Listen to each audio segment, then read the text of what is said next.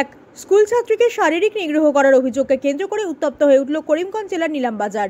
ঘটনার সূত্রপাত ঘটে অভিযোগ এক নাবালিকা ছাত্রীকে কিছুদিন থেকেই অশালীন ইঙ্গিত দিয়ে আসছিল স্থানীয় ফারুমপাশা গ্রামের ইমদাদুর রহমানের ছেলে আমিন হোসেন।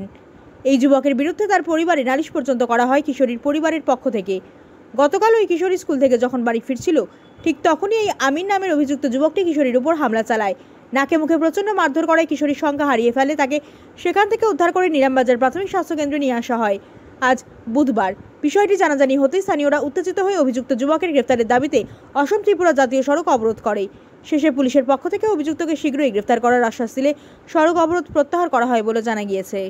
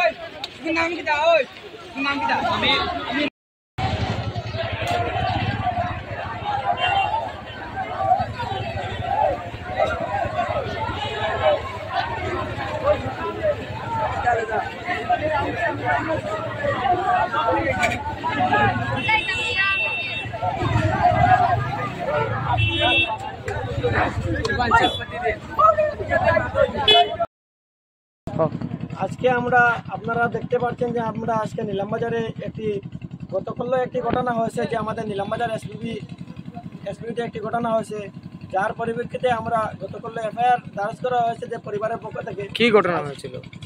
ঘটনা হচ্ছে যে একটি ছেলে আমাদের স্কুলের একটি মেয়েকে ফার্স্ট ইয়ারের মেয়েটি পড়ে, তাকে নিয়ে অপরাধভাবে তাকে অত্যাচার করেছে।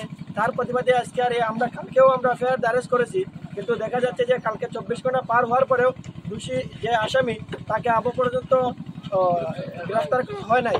তার প্রতিবাদে আজকে আমরা নিলামবাজার জাতীয় সড়কে আমরা অবরোধ করেছি এবং আমি আপনাদের মাধ্যমে এই কথা বলতে চাই যে আমরা সবাই স্টুডেন্ট আজকে এই কথা বলছি যে যদি আজকে আমি ওসি স্যারের সঙ্গে আমরা ডিএসপি স্যারের সঙ্গে আমরা কথা হয়েছে ওনারা আমাদেরকে আশ্বাস দিয়েছেন এবং আমরা ওনাদেরকে টাইম দিয়েছি যে 6 ঘন্টার ভিতরে ওনারা আমাদের আসামিকে গ্রেফতার করে যেন আমাদের এই নিলামবাজারে আর এইরকম নিলামবাজারে নয় সমগ্র ভারতবর্ষের জন্য মহিলাদেরকে যেন টর্চার না করা হয় এর প্রতিবাদে আজকে আমরা নিলামবাজার সড়ক অবরোধ করেছি। আপনারা